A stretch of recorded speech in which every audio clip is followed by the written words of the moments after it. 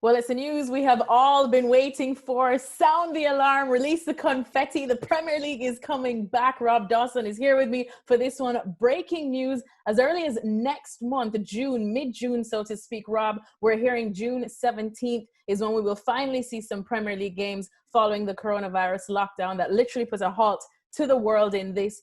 We know it took two about marathon meetings with the Premier League. So what are the latest details and what can we expect come June 17th?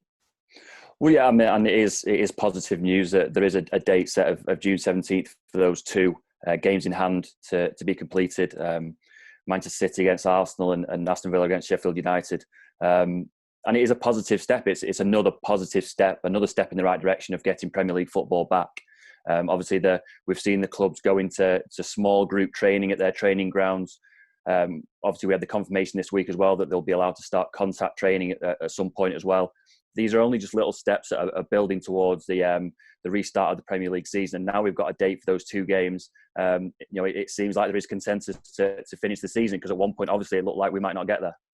And then, of course, we do know that those two games are already games that were in hand, but then we're expecting some more games the weekend of the 19th and the 20th of June. That's correct?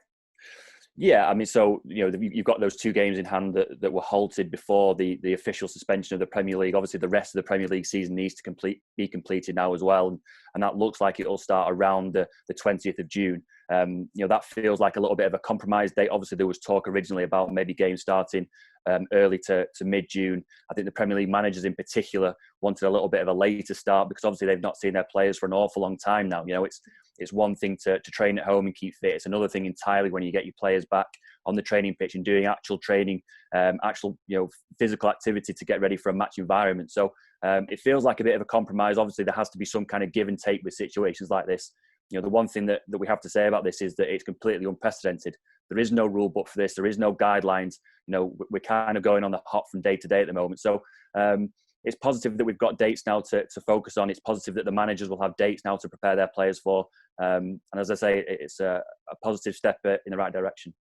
Positive step indeed. I think I probably already have my outfit planned, but all to watch it because we know it still will be behind closed doors. I guess we'll find out how the media will be involved in that. And in terms of when the season will be finished, do we know any details there on how it probably will affect the start of next season? Because we know that was something that as well they were discussing with all the Premier League clubs in these two meetings. Yeah, well, there are an awful lot of moving parts still with this. I mean, it's great for everyone that we've kind of got a date to focus on, but there are other things that need to be resolved. We've still got UEFA saying that they want to resolve the European club competitions in August.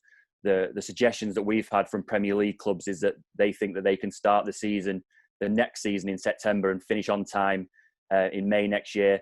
Obviously a lot of things are going to have to be decided. And at the moment, there are an awful lot of situations that are still on the table. We've heard suggestions that there might be a number of games in one day. You might have a situation where there are games on consecutive days just to get this season finished. The Premier League have talked about getting these remaining games finished in a 6-week spell from the end of June. And that's going to be quite tough. It needs an awful lot of people to come together, the Premier League, the clubs, the police who are going to look after the people who are inside the stadium. So there is an awful lot of ground to go. It's not a case of we've got a date, we're raring to go, let's get going. There's an awful lot of things that still need to be considered and solved. But as I say, everything moving in the right direction, and hopefully we'll get a solid plan confirmed soon.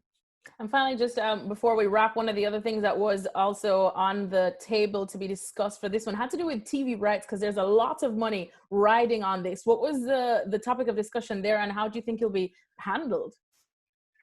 Yeah, I mean, that in particular is a complicated issue. Obviously, we know the amounts of money that broadcasters pay to screen Premier League games. It's a huge amount of money. And they want value for that money. We've seen with Manchester United's accounts that were released last week that they're already banking on having to pay a little bit of a rebate. They were banking on around £20 million for rescheduling the games that the broadcasters thought they would be able to host.